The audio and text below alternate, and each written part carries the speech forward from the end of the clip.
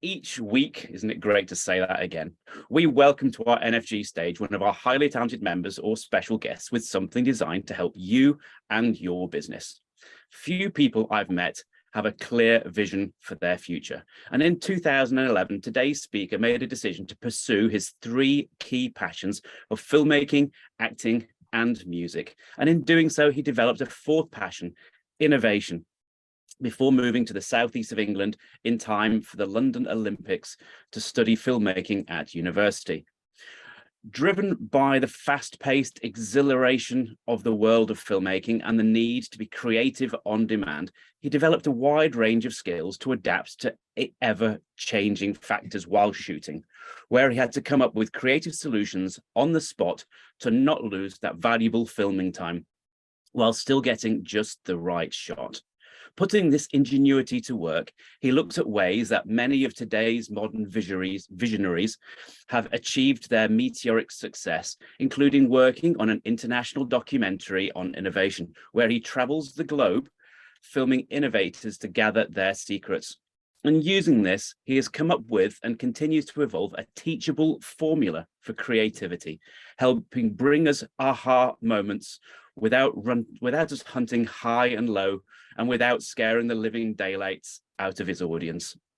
Raised in Norway at the same latitude as the Shetland Islands, he was born ready for any weather, rain or shine or even snow, and using his filmmaking and acting skills, he'll prove to us that it's not just the sun that always shines on TV. With a talk titled "The Two Ingredients That Make Any Business Successful," we bring to you Sindre Kaupang. Good morning, Sindre. Good morning. Wow, what an introduction. Thank you so much for that. Okay, so I have already slightly introduced myself. So I'll just dive straight in. I think that what I'm going to talk to you about is something that I hope will aid you and your business in 2023, whether you're growing an existing business or starting something new. So starting or growing a business is a very broad topic. You know, there are many cogs to it that have to work together. So it's limited what I can include here. But I'm going to talk about two powerful aspects of it, or ingredients that make a business successful, that I have experienced working for myself, and especially over the last year. And these are crucial for everyone who are starting or growing a business in 2023. Aha, music reference. I'm actually going to ask you a very silly question. What do businesses sell? Like, what do you sell when you're selling stuff through your business? It could be, I'm just going to answer it for you. It could be products, right? Of course, you're selling your product, but you're selling something else in the process. Does anyone want to have a guess? Solution. Yeah, solutions, absolutely. You're selling yourself? Exactly. That's what I wanted to get to. Pedre, if I'm pronouncing your name correctly. You're selling yourself. People buy from people, not from your company. And more specifically, people buy from people that they like. So what does this mean? It means that people skills are more important than a lot of people think, and especially the ability to connect with others. And I'm speaking more to small business owners here than to large corporations that have massive marketing budgets. Because one of the core ways you're going to sell is by interacting with people.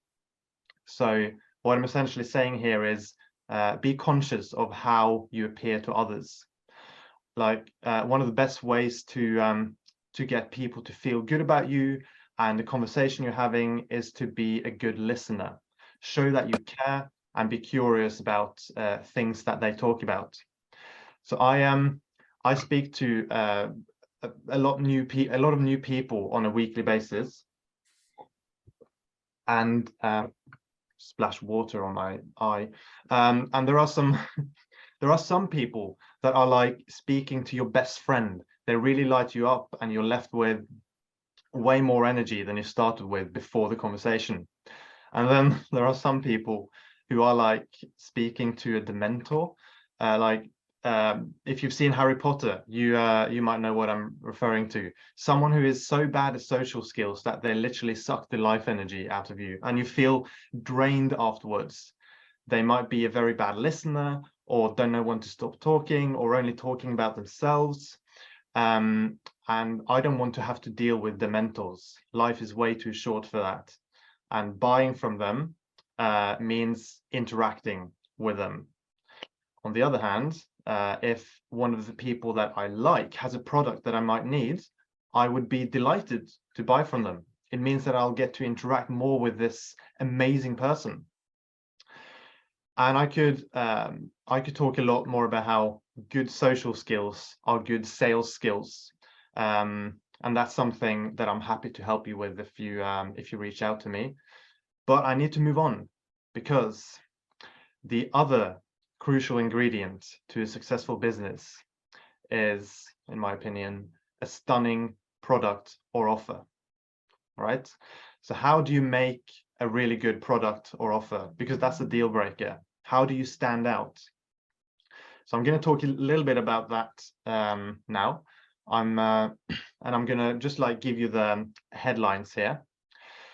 So firstly, you can actually test whether you have a compelling offer or not by telling other people what it is.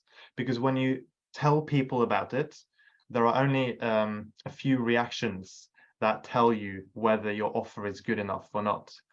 They have to either go, wow, or that's amazing.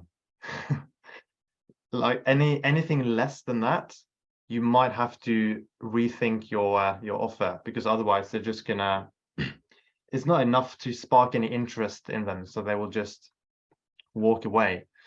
You need something that will make, whenever you're the people you target, your target audience, stumbles over you or your product, or get to know what you do, they need to think, I need to look into that, instead of just thinking, oh, that's nice, and then just move on with a day. Because nowadays, with everything that's going on in the world, people are too busy to care about something which is simply nice. It needs to be a no-brainer for them. And there is so much to creating compelling offers. But I want to leave you with one way that you can make your offer better straight away. And that is to be very specific about the results that you're going to give to your customers. So what I mean by that is, instead of saying, I will make you lose weight, you can say, I will make you lose 10 kilograms in 2 weeks. Right? To me, that's a much more compelling offer, because they will get specific results, and that will make people want to look into it. And then you can back up how they will lose those 10 kilograms in 2 weeks with case studies, for example. This jumper will get you a date within 10 minutes of wearing it in a bar, versus this jumper will make you look nice. These glasses will make you read 3 times faster, instead of these glasses will improve your reading speed.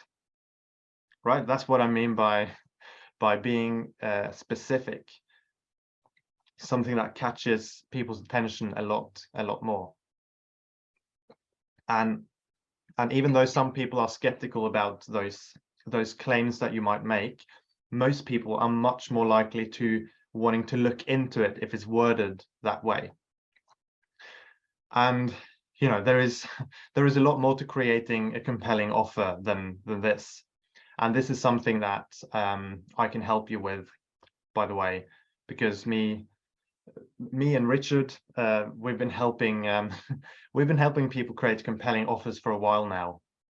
And we're launching that incubator called the Procubate that I kind of alluded to in the beginning, which is it's a 9-step process that includes all the essential steps that any business need to actually work and be successful.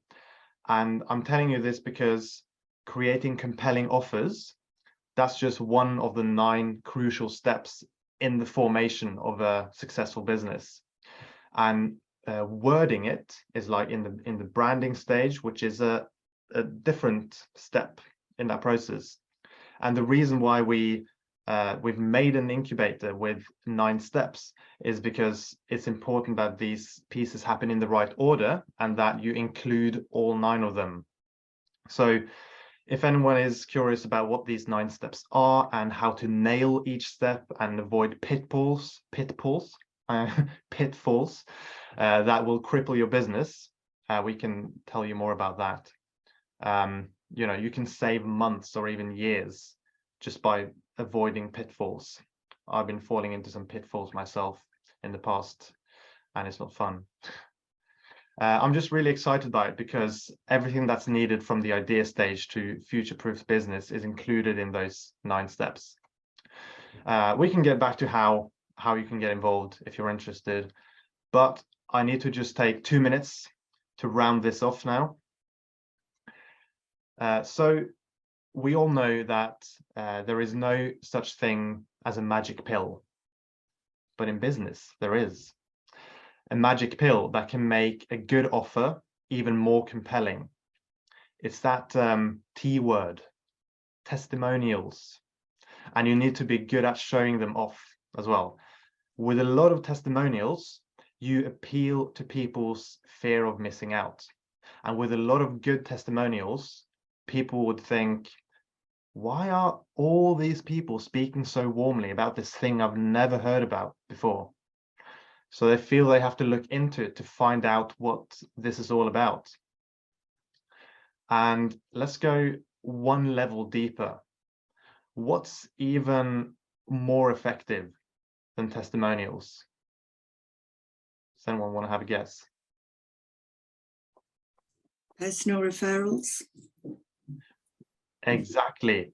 That's exactly what I'm talking about. And more in particular, if your best friend recommends it to you, right? I do everything that my best friend does. If he starts to use some kind of new cream, I will start using that same cream within a week. And it's the same thing with wine. If he recommends the wine, I'm going to be drinking that wine tomorrow. And you know, there are many choices about which chiropractor to go to if your back hurts. And what would be the thing that finally makes you decide? It's probably your friend that tells you to go with one of them if he or she has experienced that person before.